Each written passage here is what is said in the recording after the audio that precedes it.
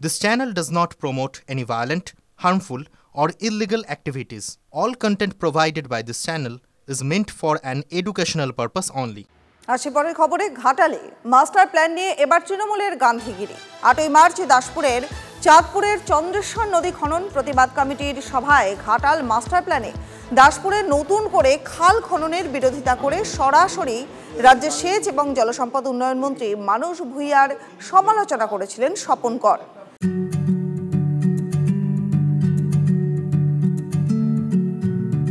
48 वर्षों की शैक्षणिक उत्कृष्टता के साथ 23 से भी ज्यादा प्रमुख बीटेक प्रोग्राम्स और 600 से अधिक अंतर्राष्ट्रीय छात्रों के साथ विज्ञान डीम्ड टू बी यूनिवर्सिटी देश की बेहतरीन यूनिवर्सिटी में से एक है।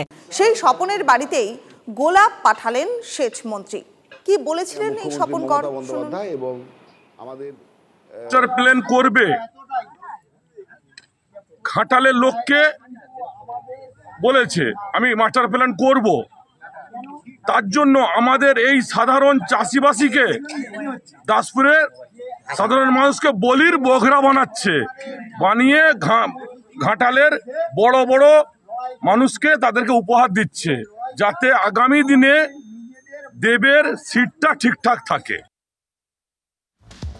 প্রতিবাদী স্বপন করের বাড়িতে সেচমন্ত্রীর পাঠানো গোলাপ নিয়ে গেলেন তৃণমূলের জেলা সভাপতি। স্বপনবাবুর হাতে লাল গোলাপ তুলে দিলেন পশ্চিম মেদিনীপুরের জেলা পরিষদের কৃষি, সেচ এবং সমবায় কর্মাধ্যক্ষ আশিস হুদায়ত।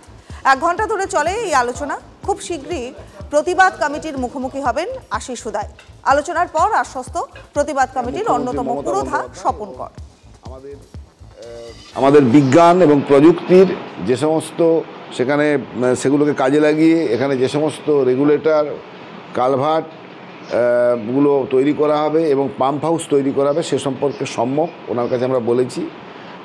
তিনি স্যাটিসফাই হয়েছেন এবং আগামী দিনে আমাদের সঙ্গে থেকে তিনি এই প্রজেক্ট যাতে মানে মানুষের কল্যাণে আমরা তৈরি করতে পারি উনি সর্বরকম সহায়তা করবেন বলে আমাদের জানালেন। ওনারা বলছেন কোনো অসুবিধা হবে না মাস্টার প্ল্যানে।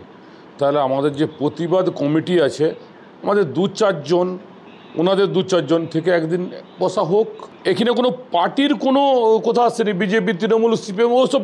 এটা মানসিক দিক দিয়ে আমাদের মানুষের বাঁচার লড়াই আমরা এটা করতে চেয়েছি। তাহলে চলুন আমাদের যে ভেদাভেদটা সেইটা আর থাকবে না।